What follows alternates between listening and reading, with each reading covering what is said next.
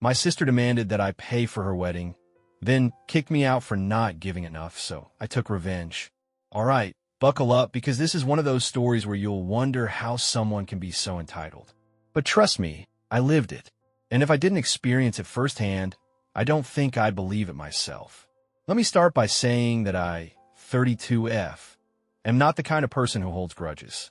I'm the responsible one, the mature one, the one who doesn't stir up drama. But this deserved revenge. I grew up with a younger sister, Jessica, 27F, who has always been spoiled. Like textbook golden child spoiled. While I was busting my ass studying, working part-time jobs, and figuring out how to be financially independent, Jessica was living life like the main character. She floated through school, barely lifting a finger, always knowing that if something went wrong, someone, usually me or our parents, would fix it for her. And oh, the entitlement ran deep. Jessica was obsessed with the idea of her dream wedding since we were kids. It was all she ever talked about. Not if she got married, when, and when she did. It's going to be a fairy tale. I'm going to have a dress so beautiful it'll make people cry. My husband better treat me like a princess. I deserve it. And sure, whatever. Everyone has dreams. But most people, work toward them. Jessica? She just assumed the universe, or more accurately, her family, would make it happen for her. So, fast forward to now. Jessica is engaged to a guy named Mark, and I'll be honest, Mark is fine. Like, just fine. He's a decent enough guy, polite, and shockingly patient with Jessica's over-the-top expectations. But there's one problem. Mark doesn't make princess wedding money. And that's where I come in. The demand that started it all. A few months before the wedding, I get a call from Jessica. No pleasantries. No, hey, how are you? Just straight to business. Hey, so since you have a good job, I need you to help pay for the wedding. Not asking, not suggesting, just telling me. Now, let me be clear. I do well for myself. I worked hard to build my career, and I'm proud of where I am.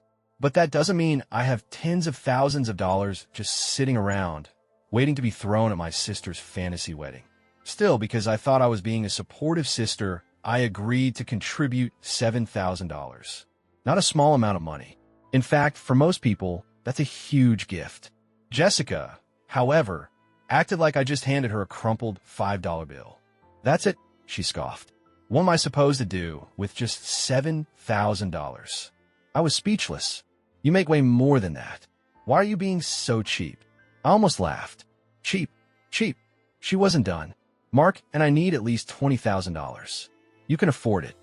I had to pause because surely, she wasn't serious. Jessica, it's your wedding. I'm happy to help, but I'm not paying for the whole thing. She huffed dramatically. You're my sister. You're supposed to support me. You should feel honored to contribute to my special day. This is why I always say you don't care about family. At this point, I was done. Jessica, I gave you $7,000. That's a lot of money. If you can't appreciate that, maybe you should cut costs instead of expecting me to bankroll your wedding. That did not go over well. Jessica immediately called our mom, who, of course, took her side. You should have just given her what she asked, my mom said. You don't have a family of your own yet. You don't need the money. Ah, yes. The classic, you're single, so your money is ours to claim argument. At this point, I should have walked away. I should have just kept my money and let Jessica figure it out. But no, like a fool, I still plan to show up, be a bridesmaid, and support my sister. Big mistake. The wedding day arrives. I show up at the venue, ready to help with last-minute details and do my bridesmaid duties. Jessica spots me and immediately pulls me aside. You can leave. I blink. Wait, what? Since you don't care about this wedding enough to contribute properly, I don't want you here. I just stare at her, trying to process what she's saying. Are you serious? I gave you $7,000. She scoffs. That's nothing. If you're not going to be fully supportive, you don't get to be part of my day. And just like that, she kicked me out of the wedding. My own mother was standing there shaking her head at me as if I were a villain. At that moment, standing outside the venue, I realized something.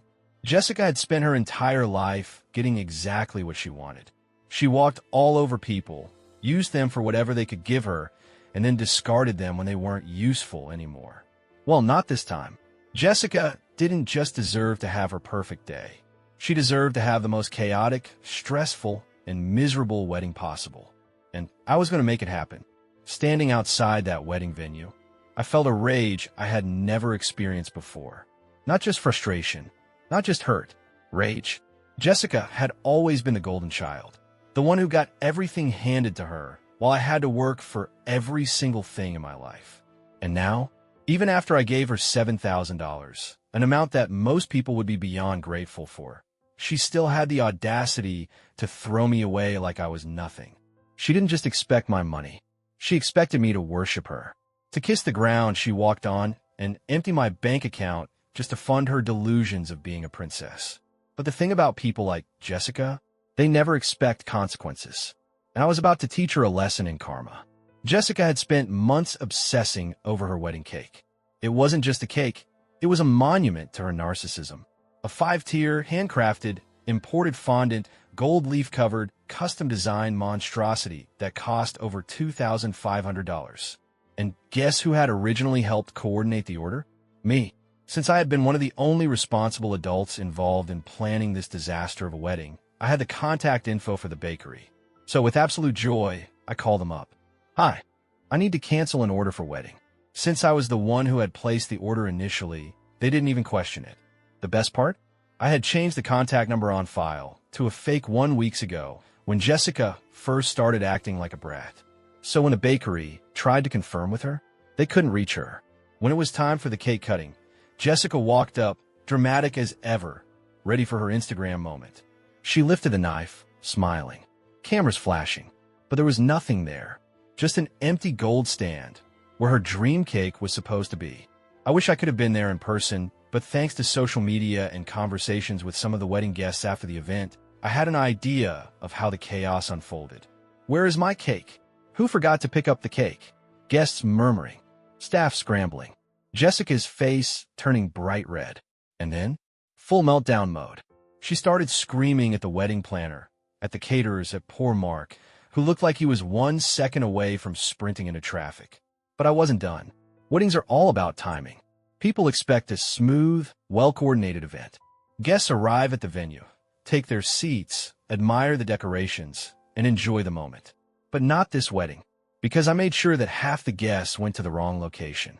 See, before Jessica kicked me out, she had me help send out information to extended family and out-of-town guests. I sent out a venue update email to about 50 people, mostly from Mark's side of the family. The email was polite, professional, and completely fake. Due to a last-minute change of venue, please note that the wedding will take place at a different address. We apologize for the confusion and can't wait to celebrate with you. Jessica's ceremony starts, but where's half the family? Where's Uncle Mike? Wait, weren't Mark's cousins supposed to be here? Why are people calling saying they're lost? Absolute chaos. When they realized what had happened, the ceremony dragged on for almost 2 hours, and the guests were frantically calling and texting, trying to figure out where the hell they were supposed to be.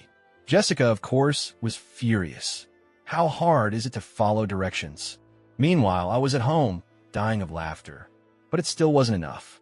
Jessica had one saving grace at this wedding, the open bar. Her one act of generosity, because let's be real, she was only doing it so people would compliment her, was making sure guests had unlimited drinks. So, naturally, I ruined that too. Since I had helped book the venue, I still had access to the event planner's email. And with a simple email, sent as Jessica, I requested a last-minute change to the bar policy. Hi, we need to switch to a cash bar due to unexpected budget issues. Please update this for the event. Thank you. And just like that, no more free drinks. Guests walked up to the bar expecting to get their unlimited cocktails and were met with, "That'll be $12 for a vodka soda." People were pissed. Mark's family, who already weren't thrilled about how extravagant and self-absorbed this wedding was, lost their minds. Jessica was fuming. But the best part? Jessica had a big secret, one that I had accidentally stumbled. She had told multiple friends that she was only marrying Mark because she was tired of waiting for a better option. Her exact words? I mean, he's nice, but he's not my dream guy. I just don't want to be single at 30. And who did I anonymously send this information to? The best man. Let me give you some context. Let's call him Ryan. Now, Ryan wasn't just Mark's best friend. They had known each other since high school. He was the type of friend who had seen Mark at his lowest, who had pulled him out of bad relationships, who had warned him about Jessica early on. And let's just say, Ryan was never Jessica's biggest fan. For months, he had been biting his tongue, watching as Mark got swept up in Jessica's insanity. The spending, the entitlement, the way she made him feel like he wasn't good enough, like he had to constantly prove himself just to earn her love. Ryan had tried to talk to Mark about it, many times in fact, but Mark, he was too deep in it. He had convinced himself that Jessica was the one, that she just had high standards, that Ryan was being too negative. So Ryan had swallowed his opinions, stood by his best friend's side, and agreed to be the best man, even though he hated every second of it. But on the night of the wedding, well, alcohol changes things. By the time the reception had settled into a comfortable rhythm, guests eating, drinking, and trying to pretend the ceremony hadn't been a complete mess, there was one person who had already had way too much to drink. See, Ryan had been downing drinks like it was his last day on Earth. The open bar wasn't open anymore, but Mark's family had money, and they were not going to sit through this train wreck of a wedding without getting hammered. Ryan? He had been drinking nonstop since the ceremony. At first, it was just to take the edge off, but then the cake didn't show up, and then guests were missing. And then the entire event was so disorganized that even the wedding planner looked like she wanted to jump into traffic. By the time the toasts were about to start, Ryan was already sloshed, like barely standing straight, flushed face, laughing at things that weren't funny drunk. And it was bad timing, because that was exactly when he got the anonymous text from me. A simple message. No name. No explanation. Just screenshots of the worst things Jessica had said about Mark behind his back. I mean, he's nice, but he's not my dream guy. I just don't want to be single at 30. I guess I can settle. At least he pays for everything. He saw those messages. The venue was dimly lit. The music was soft, and everyone was waiting for Ryan to give the best man's toast. Jessica, still pissed from everything that had gone wrong that night, had her arms crossed. She hated Ryan. Mark was smiling, oblivious, still trying to salvage the night.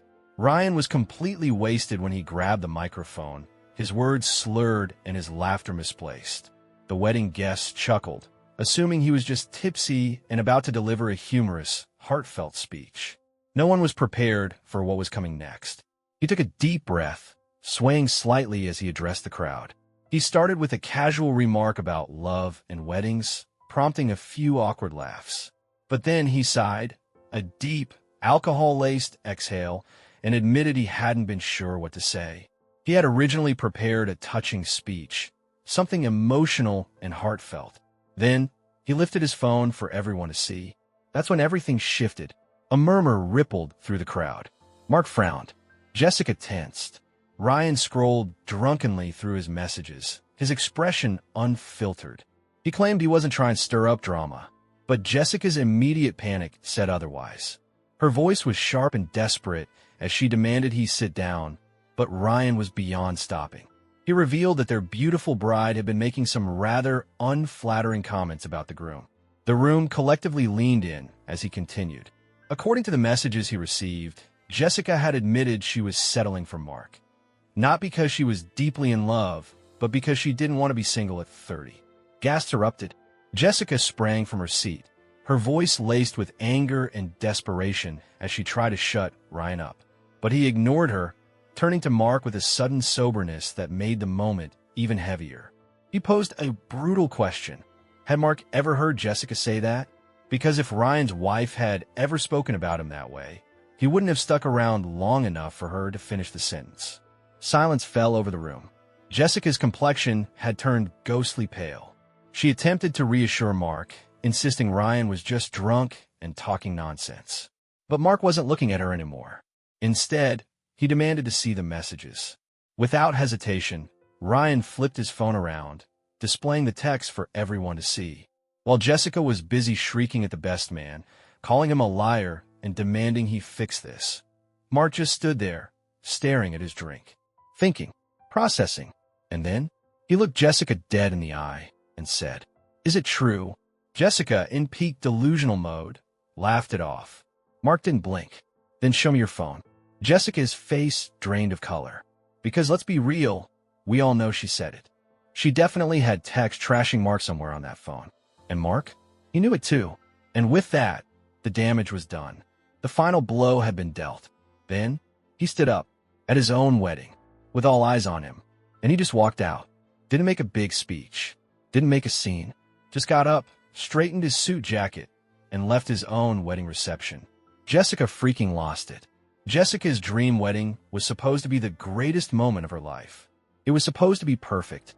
It was supposed to be the event that made all her friends jealous, that had people talking about her for years, that cemented her as the main character in everyone's lives. Instead, it became an unfixable disaster. No cake, no smooth ceremony, no open bar, guests showing up at the wrong place. And then, to top it all off, her own fiancé had just walked out of their wedding. This wasn't just bad luck. This wasn't just a minor inconvenience. This was humiliation on a public scale. Jessica couldn't handle it. The moment Mark disappeared out the door, her whole body seemed to collapse in on itself. She stood there for a second, her arms limp at her sides, her veil slightly tilted, her perfectly done makeup starting to smudge from the sheer shock of it all. People were still staring. No one was sure if they should say something, do something, react at all. And then, Jessica broke. She screamed. A full, body-wrenching, uncontrollable scream of pure frustration and despair. Then she picked up her $500 bouquet and launched it across the room, knocking over a candlelit centerpiece. Chairs scraped back. People jumped. Some of Mark's more conservative relatives actually gasped out loud. She turned in a wild circle, eyes darting across the room, looking for someone, anyone to blame. Her eyes landed on Ryan, who was still standing by the microphone. Jessica saw red. She stormed toward him, her heels clacking aggressively against the marble floor, hands clenched into fists at her sides. "You ruined everything." Ryan barely blinked. "Oh, I think you did that all by yourself." Jessica let out a strangled noise, somewhere between a sob and an angry growl. Ryan was done here. He set his drink down and then did exactly what Mark had done. He walked out. The guests weren't looking at her with admiration anymore. They weren't whispering about how stunning she looked or how amazing the wedding was.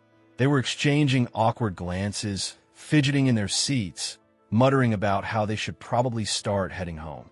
Because the truth was painfully obvious. This wedding was over. 2 days later, Jessica calls me. I hadn't spoken to her since she kicked me out of the wedding, so I already knew it would be good. I picked up the phone. "Jessica, you did this." "Me, did what?" "Jessica, don't play dumb. You ruined my wedding." "Oh, this was delicious."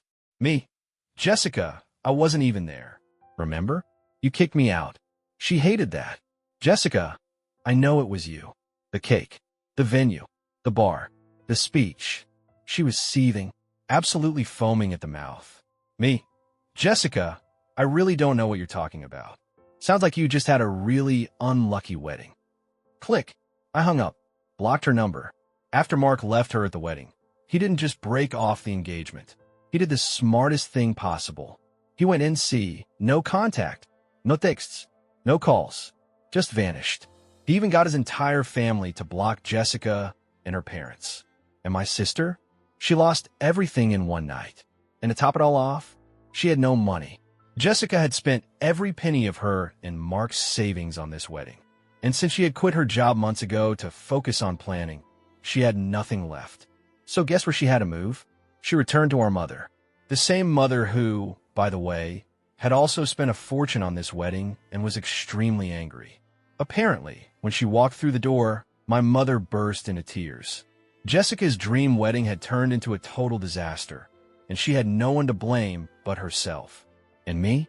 Well, let's just say, while she was crying in her childhood bedroom, I was boarding a plane for a lavish solo getaway. Cheers, Jessica.